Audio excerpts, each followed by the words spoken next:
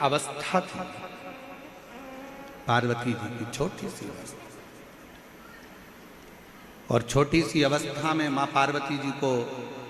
नाना के घर में भेज दिया गया था। पितरों के घर में पार्वती जी पहुंच गई थी और पितरों के घर में बैठकर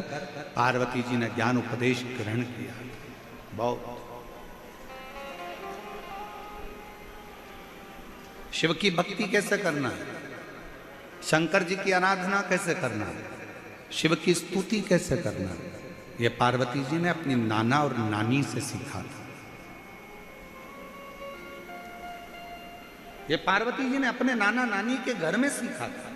पितरों से सीखा था।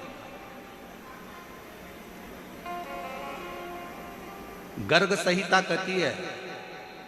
और कूर्म पुराण कहती है, तुम्हारे घर में अगर सत्यनारायण जी की कथा हो रही है, तुम्हारे घर में शंकर जी का अभिषेक हो रहा है, तुम्हारे घर में पार्थिव शिवलिंग का निर्माण हो रहा है, तुम्हारे घर में अगर तुम कोई व्रत रख रही हो, तुम्हारे घर में कोई उपास कर रही हो, तुम्हारे घर में कोई उद्यापन हो रहा है, तुम्हारे घर में कोई अच्छा कार्य हो रहा है, तो ये करवाने वाला कोई दूसरा नहीं होता, इसको करवाने वाले तुम्हारे घर के पितृ होते हैं, जो ऊपर बैठकर तुम्हारे घर में अच्छा कार्य कर रहे हैं।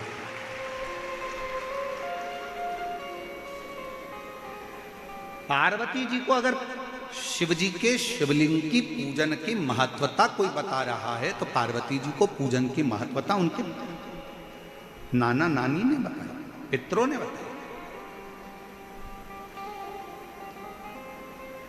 इसीलिए तो शंकर जी को जल चढ़ाने वाले को पितृदोष नहीं लगता। क्यों नहीं लगता? क्योंकि शिव जी पर आप जल चढ़ाते हो ना, तो शंकर भगवान का चढ़ा हुआ जल हस्त कमल की ओर जाता है पार्वती जी के, और पार्वती जी के हस्त कमल पर जैसी जल जाता है तो नाना नानी बड़े प्रसन्न हो जाते हैं अपनी नातिन को देखकर कि मेरी नातिन पर लोग पूजन कर रहे हैं, जल चढ़ा रहे हैं, तो पितृ आशीर्वाद देते हैं। शंकर पर जल चढ़ाने पर 3 दोष समाप्त हो जाते हैं। पहले नंबर का वास्तु दोष,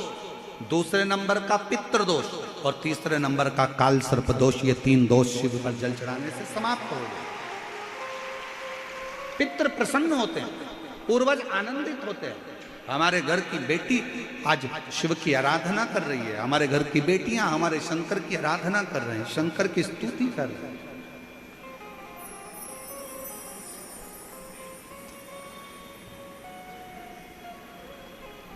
शिव आराधना में डूबे हुए हैं। कितना भी पितृदोष हो, कितना भी, बेटों की शादी नहीं हो रही, बेटियों का संबंध नहीं आ रहा, घर में क्लेश बना हुआ है, अशांति बनी हुई है, मानसिक टेंशन बना हुआ है, 1 रुपये कमाओ 1.25 रुपये खर्च हो रहा है, कोई समझ में नहीं आ रहा, कोई रास्ता नहीं सूझ रहा, एक चावल का आखा दाना लेकर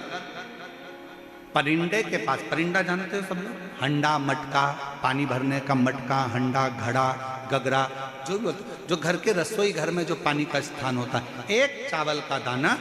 रसोई घर में रखकर उस चावल के दाने को साथ में लेकर और 1 लोटा जल हंडे का, मटके का, परिंडे का, घड़े का भरकर जाइए और वो परिंडे का पास का चावल का दाना और 1 लोटा जल, पहले चावल का दाना शिव जी के शिवलिंग पर समर्पित करो, फिर 1 लोटा जल जहां जलाधारी होती है, जलाधारी इधर की है तो आप इधर खड़े हो, जलाधारी उत्तर की है तो आप यहाँ दक्षिण की ओर खड़े होकर शिव जी पर जल चढ़ाना प्रारंभ करें। यहाँ जल बह रहा है शिवलिंग का, तो आप इधर खड़े होकर जब जल चढ़ाओगे, चावल का दाना रखकर, कैसा भी पितृदोष हो वो सारा पितृदोष समाप्त होता ही है और घर में शुभ कार्य होता है। पितरों की शांति का मूल क्रम है शंकर की स्तुति। कोई न कह दिया वास्तु के हिसाब से तुम्हारी बाथरूम गलत बनी है, तुम्हारा दरवाजा बना है गलत, तुम्हारा रसोई घर गलत बना हुआ है, सीढ़ियां गलत बनी है, ये गलत बना है, वो गलत बना है,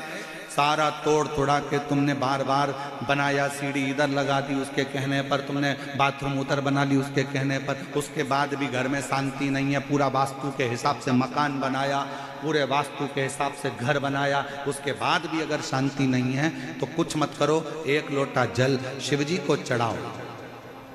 और शंकर जी को 1 लोटा जल चढ़ाकर वही जल अशोक सुंदरी पे चढ़ाओ, गणेश कार्तिकेय पर चढ़ाओ और वही जल उठाकर थोड़ा सा लेकर आओ, घर के 4 कोने में उस जल को छींटना प्रारंभ करो, वास्तु दोष अपने आप समाप्त हो जाएगा। आपको बाथरूम बदलने की जरूरत नहीं, घर बदलने की जरूरत नहीं, व्यापार बदलने की जरूरत नहीं, अपने आप धीरे धीरे धीरे धीरे बदलता चले। पर विश्वास, मानो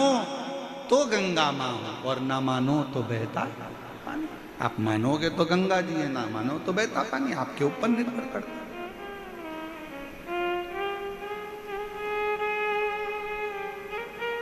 और विश्वास होगा तो शिव मिलेगा। एक पत्र है अच्छा,